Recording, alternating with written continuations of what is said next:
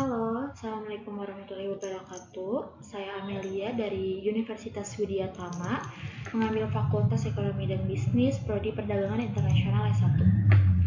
Di sini saya akan mempresentasikan tentang tugas karya ilmiah yang saya buat dalam berbentuk presentasi atau video. Tugas karya ilmiah yang saya buat itu berjudul Perdagangan Digital dan Tantangannya di Era Industri. Perlu diketahui sebelumnya bahwa tugas karya ilmiah ini termasuk dari pertemuan yang ke-15 ini. Namun di dalam tugas karya ilmiah ini juga terdapat struktur umum yang perlu diketahui sebelum kita lanjut untuk mempresentasikan. Di antaranya itu ada judul, abstrak, pendahuluan, tinjauan pustaka, metodologi penelitian, pembahasan, kesimpulan, dan saran, serta daftar pusaka. Perlu diketahui juga pada bagian slide pertama ini, perdagangan digital dan tantangan di era industri ini dari dosen pengampu, tugas artikel ilmiah, terus disusun oleh Fakultas Ekonomi dan Bisnis, Prodi, itu termasuk ke dalam struktur judul, di mana bahwa sudah terpampang jelas ya perdagangan digital dan tantangannya di era industri. Perdagangan ini juga membahas bagaimana perkembangan teknologi digital perdagangan baik dalam teknologi digital perdagangan global, digitalisasi memungkinkan transaksi menjadi lebih cepat, efisien, dan tanpa batas wilayah melalui e-commerce atau platform digital. Lanjut ke slide 2 ini, saya menggunakan unsur atau struktur abstrak, di mana abstrak ini tuh terdapat pada struktur umum dari karya ilmiah. Perlu diingat ya bahwa abstrak ini tuh menjelaskan bagian penting dari transformasi ekonomi global di era industri, di mana perdagangan digital mempermudah transaksi lintas negara dan mendorong pertumbuhan ekonomi. Lanjut pada slide ketiga ini ada pendahuluan. Pendahuluan ini tuh terjadi pada perdagangan digital berkembang pesat.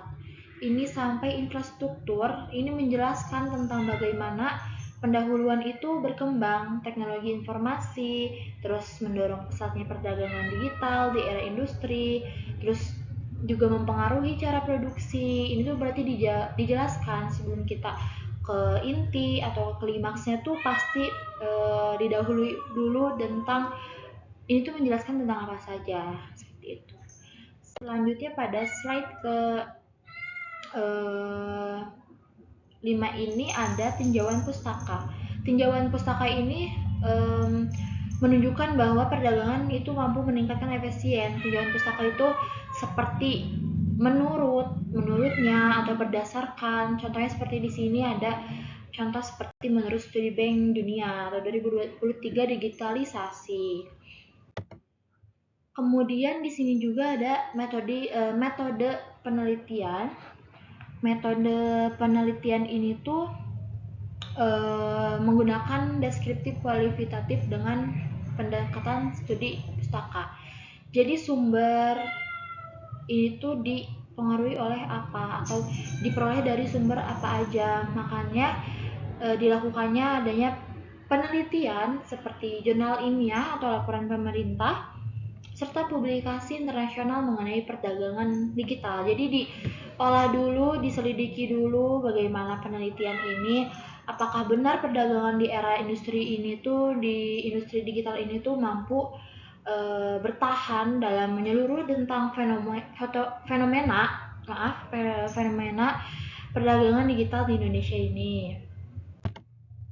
Kemudian ada hasil dan pembahasan setelah melakukan penelitian atau metode meneliti, ada juga hasilnya. Setelah diselidiki, telah dipilah-pilah, pasti ada hasil dari pembahasan ini, baik bagaimana penelitian ini terjadi, bagaimana tentang ini terjadi, gitu pasti ada hasilnya dan dibahas lagi atau sebelum disimpulkan itu ada pembahasan lebih lanjut. Kemudian ada kesimpulan dan saran. Setelah penelitian dan pembahasan, kemudian ada kesimpulan dan saran. Maksudnya tuh ada inti dari semuanya itu bagaimana. Intinya tuh pasti perdagangan digital ini pada masa ekonomi global yang tidak bisa dihindari, Indonesia memiliki potensi besar menjadi pemain utama di kawasan Asia Tenggara jika mampu mengatasi tantangan yang ada. Selanjutnya ada dasar pusaka.